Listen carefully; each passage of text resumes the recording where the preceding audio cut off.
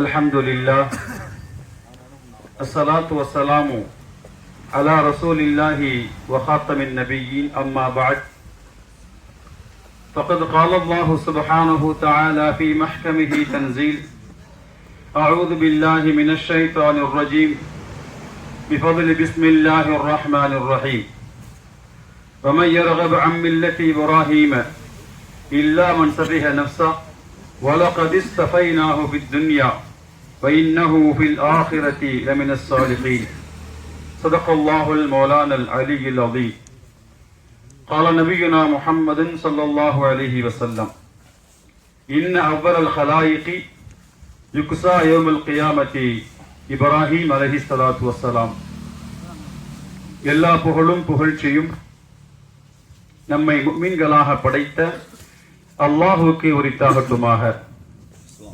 ஸலவாத்தும் சலாமும் நபிகள் கோமான் முஹம்மது ரசூலுல்லாஹி ஸல்லல்லாஹு அலைஹி வஸல்லம் அவர்கள் மீதும், நபியுடைய வாழ்க்கை வழிமுறைகளை தங்கள் வாழ்வியலாக அமைத்துக் கொண்ட உத்தம சத்திய சஹாபாக்கள், தாபிஈன்கள், தபுஅ தாபிஈன்கள், இந்த ஈதுடைய நன்னாளையிலே ஈதுகாவிலே ஒன்று கூடியுள்ள நம் அனைவர்கள் மீதும் அல்லாஹுடைய சாந்தியும் சமாதானமும் உண்டாகட்டுமாக. அஸ்ஸலாமு அலைக்கும் வரஹ்மத்துல்லாஹி தஆலா பரகாத்துஹு. எல்லாம் அல்ல அல்லாஹ் இந்த நாளை மகிழ்ச்சிக்குரிய நாளாக ஆக்குவானாக. இந்த நாள் போல் எந்த நாளும் நம்மை அல்லாஹு தஆலா மகிழ்ச்சியிலே ஆழ்த்துவானாக என்ற நல்ல துஆவோடு ஆரம்பம் செய்கிறேன். கண்ணியத்திற்குரியவர்களே, நாம் அமர்ந்திருக்கும் இந்த பெருநாள், ஈது பெருநாள் என்பது தியாக திருநாளாக நாம் பார்க்கிறோம். இது ஒரு பெருநாளாக இருந்தால் கூட இதனுடைய அடிப்படைகளை நாம் ஆராயும் பொழுது இது ஒரு தியாகத்துடைய வெளிப்பாடாக, ஒரு தியாகத்திற்கு பரிசாக அல்லாஹ் வழங்கிய நாள் தான் இந்த பெருநாள். கண்ணியத்திற்குரியவர்களே, அர்ப்பணம் செய்வதென்பது இஸ்லாமிய மார்க்கத்திலே அழகான ஒரு பழக்கமாகும். இஸ்லாத்தில் மட்டுமல்ல, யார் எதை அர்ப்பணம் செய்கிறாரோ அதை அவர் பெற்றுக்கொள்வார். அர்ப்பணம் என்பது எல்லா நிலையிலேயும் சரி, அது நமக்கு பயன் கொடுக்கும். தியாகம் செய்வது, அர்ப்பணம் செய்வது, ஒரு மாணவர் அவர் நல்ல முறையிலே படித்தால் அவருடைய பரீட்சை நல்ல முறையில் எழுத முடியும். அதே போன்று ஒரு வியாபாரி தன் தொழிலே அதிகமான லாபம் பார்க்க வேண்டுமேயானால் தன்னுடைய அனைத்து விதமான சுகங்களையும் சற்று தியாகம் செய்து, தூக்கத்தை தியாகம் செய்து அவர் வியாபாரத்திலே நிலைத்திருக்கும் பொழுது அவருக்கு நிலையான லாபம் கிடைக்குகிறது. அதே போன்று ஒரு நியாயமான தலைவர் தனக்காக வேண்டிய உண்டான சுயநலத்தை துறந்து பொதுநலத்தோடு இருக்கும் பொழுது அவர் அந்த அரசியலை வெற்றி பெற்று உயர்ந்த பதவிகளை அடைகிறார். இது போன்று எல்லா நிலைகளிலேயுமே தியாகம் என்பது, தியாக மனப்பான்மை என்பது நமக்கு உண்டான உயர்வை அளிக்கும். அந்த அடிப்படையிலே இப்ராஹிம் நபி அவர்கள் செய்த தியாகம் தான் இந்த ஹஜ் பெருநாள். அல்லாஹு தஆலா இப்ராஹிம் நபியை நபியாக ஆக்கினான். நபியாக ஆக்கிய இப்ராஹிம் நபி அவர்களுக்கு அல்லாஹு தஆலா சுபிட்சகரமான வாழ்க்கையை தரவில்லை.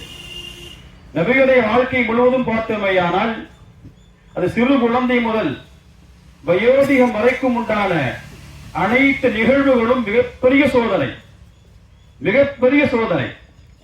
எந்த பக்கத்தை திருப்பினாலும் நபியுடைய வாழ்க்கையிலே எல்லா பகுதியிலேயுமே நம்மால் தாங்க முடியாத சோதனைகளை அல்லாஹ் தஆலா நபிக்கு வழங்கினார்.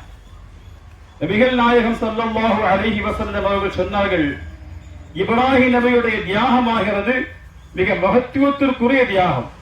அந்த தியாகத்திற்கு பரிசாக அல்லாஹ் தஆலா நாளை கியாமத் நாளையிலே முதலிலே ஆடை அணிவிப்பது இப்ராஹிம் நபிக்காக இருக்கும் என்று நபிகள் நாயகம் ஸல்லல்லாஹு அலைஹி வஸல்லம் சொன்னார்கள். இப்ராஹிம் நபி அவர்களுக்கு மிகவும் முதிர்ந்த வயதிலே ஒரு குழந்தையை அல்லாஹ் தஆலா கொடுக்கிறான். ஏறத்தாழ 90 வயதுக்கு மேல் ஒரு அழகான குழந்தையை அல்லாஹ் கொடுக்கிறான். அந்த குழந்தையை அவர்கள் சீராட்டி பாராட்டி வளர்த்துக் கொண்டிருக்கும் நிலையிலே அல்லாஹ் தஆலா கட்டளை இடுகிறான், நபி அவர்களே, இப்ராஹிம் நபி வாழ்ந்த பகுதி பலஸ்தீனம் என்ற இந்த பகுதியிலே வாழ்ந்தார்கள். அங்கிருந்து மக்கா ஏறத்தால் ஒரு 300 கிலோமீட்டர் அளவிற்கு உண்டான மிகப்பெரிய வனாந்தர காடு மட்டுமல்ல, பாலைவனம். இன்று எப்படி ராஜஸ்தான் பாலைவனம் இருக்கிறதோ அதுவே மிக பயங்கரமான பாலைவனம்.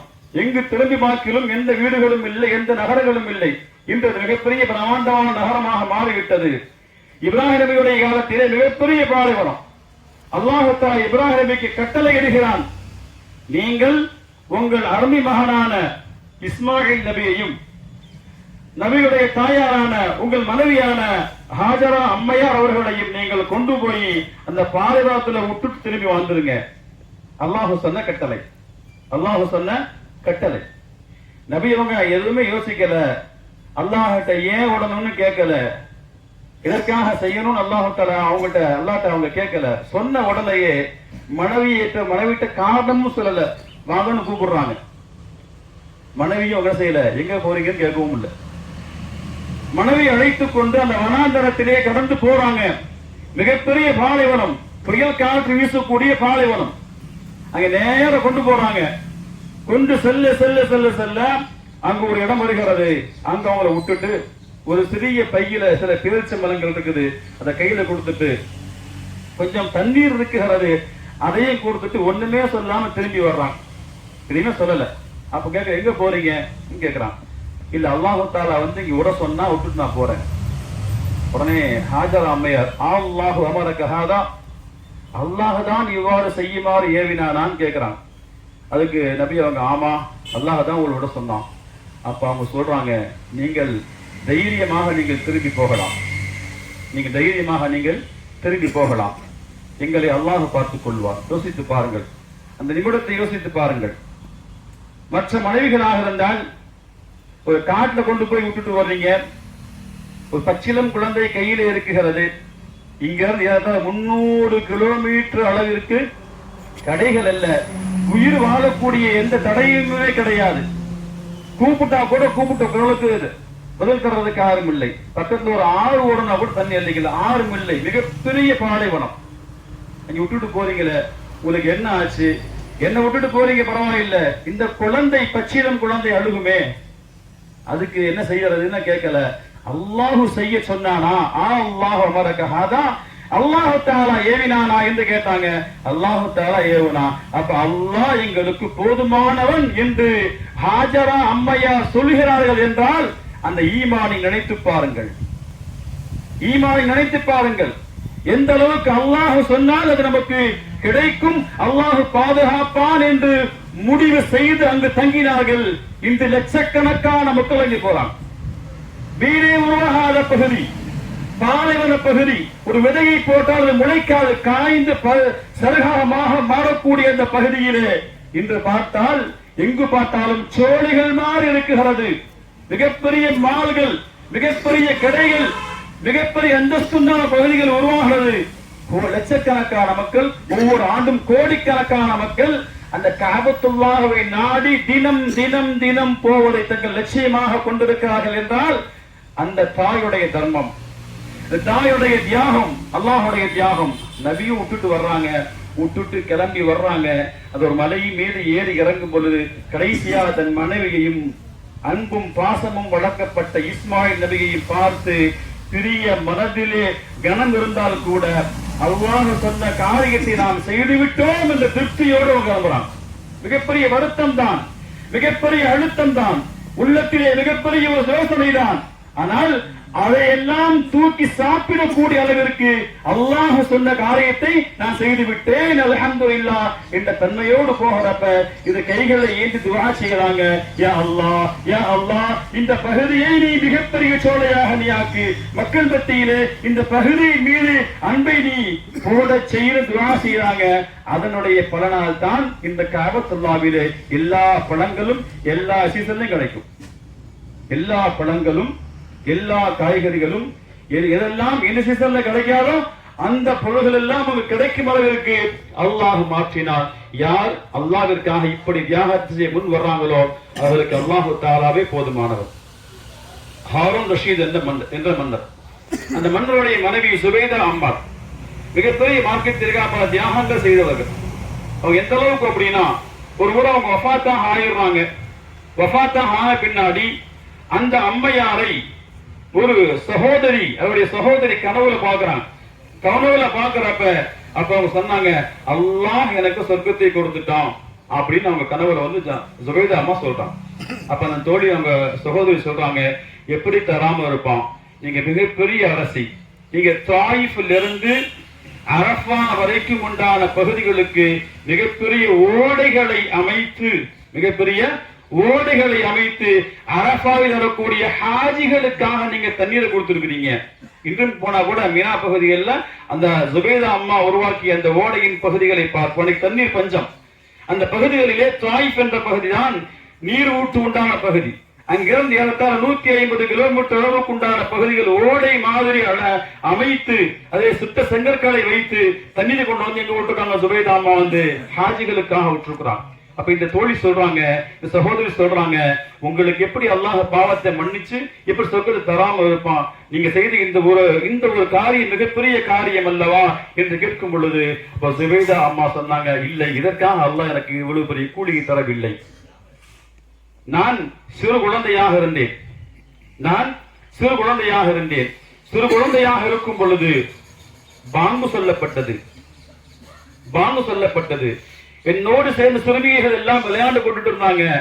அப்ப நான் என்ன செய்தேன் தெரியுமா, அந்த பாங்கை நான் அந்த சிறு வயதிலே பாங்கை காதால் கேட்டு அந்த பாங்கிற்கு நான் இஹ்லாஸோடு இது அல்லாஹ்வுடைய அழைப்பு அல்லவா என்று நான் பாங்குக்கு பதில் சொன்னேன். அந்த பதிலுடைய காரணத்தால் தான் அல்லாஹு தஆலா சொர்க்கத்தை வழங்கியதாக ஜுபைதா அம்மா சொல்றாங்க. அப்ப தியாகம் என்பது உள்ளத்திலிருந்து வர வேண்டும். செய்யக்கூடிய செயல்களிலே பிரமாண்டம் அல்ல தியாகம். செய்யக்கூடிய செயல்கள் பிரமாண்டத்தை அல்லாஹ் பார்ப்பது கிடையாது.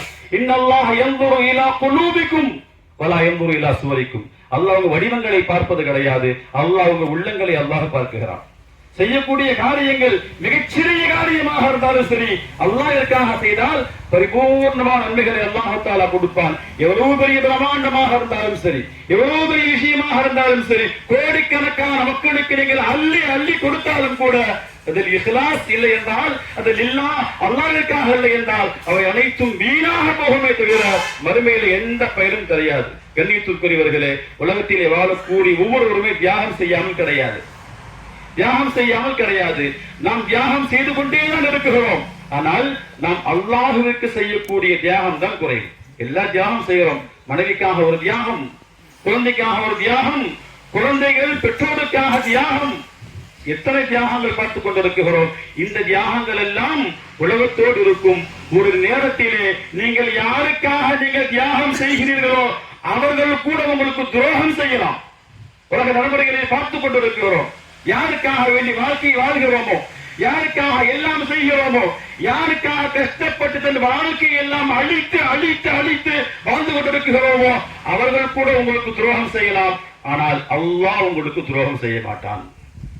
உங்கள் வாழ்க்கை அல்லாஹ்விற்காக அமைந்து விட்டால், உங்கள் சொல்லும் செயலும் பேச்சும் எண்ணமும் எல்லாம் அல்லாஹ் என்று அமைந்து விட்டால் நீங்கள் சோடை போக மாட்டீர்கள். உங்களுக்கு தோல்வி என்பதே கிடையாது. அனைத்தும் உங்களுக்கு வெற்றியாக முடியும் என்பதைத்தான் இப்ராஹிம் நபிகளை இந்த மிகப்பெரிய இந்த சம்பவம் காட்டுகிறது. இப்ராஹிம் நபி அவர்கள் செய்த தியாகம், ஒரு குடும்பம் செய்த தியாகம் இன்று வரைக்கும் பாராட்டப்படுகிறது, போற்றப்படுகிறது. கண்டிப்பாக அல்லாஹ் தஆலா தியாகங்களை வீணாக்குவதில்லை. என்றாவது ஒரு நாள் அந்த தியாகம் உங்களுக்கு விஸ்வரூபம் எடுக்கும், மிகப்பெரிய பிரமாண்டமாக மாறி ஒன்று இந்த இன்மையிலேயே அதனுடைய பலனை நீங்கள் பார்ப்பீர்கள். இல்லை என்றால் நாளை மறுமையிலே அல்லாஹ் தஆலா சொர்க்கமாக, நியமத்துகளாக, அன்பளிப்புகளாக அல்லாஹ் தருவான். அதே நேரத்திலே அல்லாஹ் தஆலா எப்படி தியாகம் மூலமாக உயர முடியுமோ அதே மாதிரி அநியாயம் என்பது நம்மை ஒன்றும் இல்லாமல் ஆக்கும். அநியாயம் என்பது அதனுடைய கூலி அல்லாஹ் மறுமையே தரமாட்டான். இன்மையில் வாழக்கூடிய காலத்திலே அல்லாஹ் தஆலா கொடுத்து விடுவான். ஒரு மிகப்பெரிய செல்வந்தர், மிகப்பெரிய பணக்காரர் பஸ்ராவுடைய வீதிகளிலே அவர் போகிறப்ப அவருடைய ஒரு கை ஃபுல்லா துண்டிக்கப்பட்டிருக்கிறது. துண்டிக்கப்பட்ட கையோடு ஒருவர் அந்த வழியே போகிறார். அவர் சொல்லிக்கொண்டே போகிறார், யா மஅஷரன் நாஸ், மக்களே, வலா தظلمு, நீங்கள் அநியாயம் செய்யாதீர்கள் என்று கூவிக்கொண்டே அந்த கடை வீதிகள் வழியாக சொல்லிக்கொண்டே அவர் போகிறார். அப்ப மக்கள் எல்லாம் போட்டு கேட்கிறாங்க, என்ன நிலைமை, ஏன் இப்ப சொல்றீங்க கேட்கிறப்ப சொல்றாரு, நான் ஒரு காலத்திலே மிகப்பெரிய பலசாலியாக இருந்தேன், உங்களுக்கு தெரியும் அல்லவா? ஆமாம் தெரியும். நான் பலசாலியாக இருக்கும் பொழுது நான் கடற்கரை வழியாக நான் சென்றேன். அப்பொழுது ஒருவன் அழகான பெரிய மீனை கொண்டுட்டு வந்தான். நான் அந்த மீன் எனக்கு வேணும் என்று கேட்டேன். அதற்கு அவன் சொன்னான், நான் பலமுறை முயற்சித்து எனக்கு கிடைக்கவில்லை. பிறகு அல்லாஹுடைய பெயரை சொல்லிய அல்லாஹ், என்னுடைய வீட்டிற்கு உண்டான உஜீபனம், என் வீட்டிற்கு உண்டான ரிசுக்கை நீ குழு என்று அல்லாஹ் துஆ செய்து நான் வலையை வீசினேன், இந்த அற்புதமான மீன் கிடைத்தது என்று சொல்லி அவன் சொல்லும் பொழுது இந்த பலமானவன் மிகப்பெரிய ஓங்கி நெஞ்சிலே ஓங்கி ஒரு அடி அடித்து நான் அந்த மீனை நான் வாங்கி கொண்டு வந்தேன். வாங்கி கொண்டு வந்து நான் வர்றப்ப அந்த மீன் ஒரு துள்ளுறப்ப சின்ன ஒரு அதோடைய முள் என்னுடைய இந்த பெருவிரலில் ஏற்பட்டது. சின்ன புண்ணா ஆயிடுச்சு. நான் அதை பொருட்படுத்தவில்லை. மீனை கொண்டு சென்றோம், அதை நாங்கள் சமைத்தோம், சாப்பிட்டு விட்டோம். அந்த புண் நாளாக பெரிய புண்ணாக உருவெடுத்தது. இந்த பெருவிரல் முழுவதையும் ஒரு புண்ணாக மாறியது. மருத்துவத்தை கொண்டு போய் காமிக்கிறப்ப இந்த விரலை எடுத்தாதான் ஆகும்னு அவர் சொன்னார். அந்த விரல் எடுத்த பின்னாலும் அந்த புண் மறுபடியும் பரவி இந்த கை முழுவதையும் ஆட்கொண்ட பின்னாலும் அது நிற்கவில்லை. இந்த கை எடுக்கப்பட்டது. அப்பொழுது இதை பற்றி நான் விசாரிக்கும் பொழுது ஒரு ஆன்மீக மருத்துவர் சொன்னார், இதை பார்க்கும் பொழுது சாதாரண புண்ணு மாதிரி தெரியல, நீங்க யாருக்காவது அநியாயம் செய்தீர்களா என்று கேட்டார். நான் யோசித்து பார்த்தேன். எனக்கு என்னுடைய அறிவிலே சட்டப்பட்டது என்ன விஷயம் என்றால், நாம் ஒரு மீனை அநியாயமான முறையிலே ஒரு ஏழை மத்தியிலே நான் அடித்து பறித்தோமே என்று சொல்லிட்டு எனக்கு ஞாபகம் வந்தது.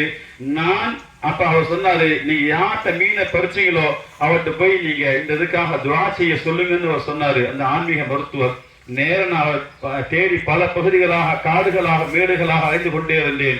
கடைசியில பார்த்த ஒரு மலையில் நான் ஏறுகிறேன். இறங்கி வந்து கொண்டிருக்கிறார். நான் அவரை பார்த்த உடனே அவரை பார்த்து, என் நண்பரே என்று நான் அவரை அழைத்தேன். அவர் என்னை பார்த்து என்னன்னு கேட்டாரு. என்னுடைய கையை நீங்கள் பார்த்தீங்களா? ஆமாம், நான் பார்த்தேன். நீங்க பலசாலியாக இருந்தீங்களே, கையை எங்க காணுமே? இல்ல, நான் உங்கள்கிட்ட மீனை வாங்கிட்டு போனேன். அந்த மீனுடைய ஒரு பகுதி என் கையிலே பட்டு விட்டது. அதற்கு பின்னால் எனக்கு இப்படி ஆயிருச்சு. நீங்க என்ன துஆ செஞ்சீங்கன்னு அவர் கேட்டார். இந்த பலமான ஆளு, கை இறந்தாரு, நீங்க என்ன துஆ செய்யறீங்கன்னு கேட்டார். அப்ப அந்த ஏழை சொன்னார், நான் ஒரு வாசகத்தை சொன்னேன்.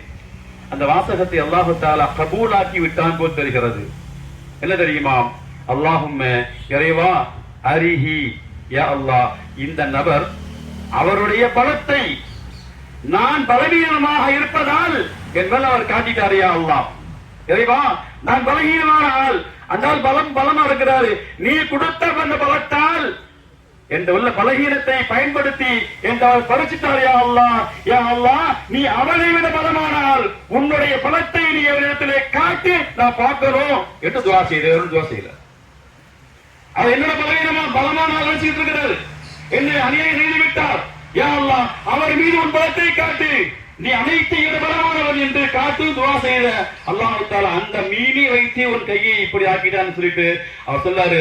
அதற்கு பிறகு நான் எங்க பார்த்தாலும் மக்கள் மத்தியில் சொல்லா அநியாயம் செய்யாதீங்க என்று கூவிக்கொண்டே இருப்பேன் என்று சொன்னார். இப்படி தியாகம் நம்மை உயர்த்துமோ, அதே போன்று துரோகமும் அநியாயமும் நம்மை இந்த உலகத்திலேயே அழித்துவிடும் என்பதால் இந்த நன்னாளையிலே, மகிழ்ச்சிக்குரிய இந்த நன்னாளையிலே நாம் உறுதி எடுப்போம். நம்முடைய செயல்களை அல்லாஹ்விற்காக வேண்டி ஆக்குவோம். நம்மை படைத்த இறைவனுக்காக வேண்டி ஆக்குவோம். அது எந்த ஒரு விஷயமாக இருந்தாலும் சரி, மனை மக்களுக்கு கொடுப்பதாக இருந்தாலும் சரி, அல்லது எந்த ஒரு பணம் கொடுப்பதாக இருந்தாலும் சரி, எந்த ஒரு காரியமாக இருந்தாலும் சரி,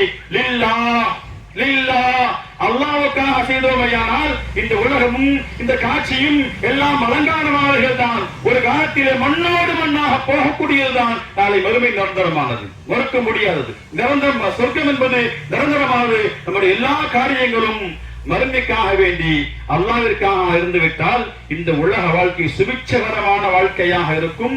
நாளை மறுமையுடைய வாழ்க்கையும் சுபிட்சகரமான வாழ்க்கையாக இருக்கும். எல்லாம் வல்ல அல்லாஹு தஆலா இப்ராஹிம் தியாகத்தை போன்று நமக்கு அல்லாஹு தஆலா நிம்மதியை கொடுப்பானாக. இப்ராஹிம் நபி அல்லாஹ் தஆலா எப்படி ஒப்புக்கொண்டானோ, எப்படி ஏற்றுக்கொண்டானோ, அதே போல நம் வாழ்க்கையை அல்லாஹ் தஆலா ஏற்றுக்கொள்வானாக. அஸ்ஸலாமு அலைக்கும் வரஹ்மத்துல்லாஹி தஆலா பரகாத்துஹு.